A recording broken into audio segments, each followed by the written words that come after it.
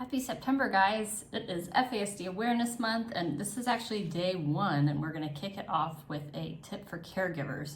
So this tip may seem like not typically what I would give you, but that's because I'm teeing you up. We're going to have a great event on Saturday, and so I want to start out by talking about healthy ways to cope with stress. And I think in our culture, a very common healthy way to cope with stress is to drink alcohol, right? When I do my trainings, I talk about the fact that 86% of Americans have alcohol at some point in their lives. So it's very culturally normative for us. But it should be noted that alcohol can increase the effects of depression and anxiety, and that is very common with caregivers.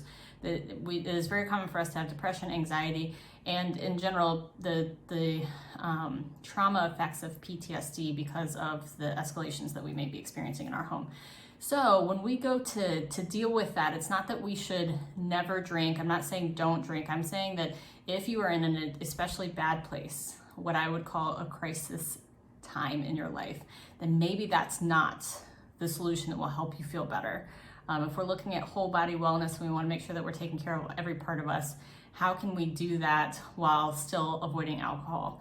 And so to help you with that, I have a guest coming on Saturday. I'm going to be talking to an author of a book about mocktails, because if you do enjoy drinking, then there are ways to do it without the alcohol that can inhibit your mental health status. So when you go to deal with your stress from the day, put down the wine, put down the beer, and join me on Saturday, and we will be talking about alternatives to drinking alcohol and handling your stress as a caregiver. There's a lot more studies coming out talking about that right now, so stay tuned. Also, there will be a giveaway.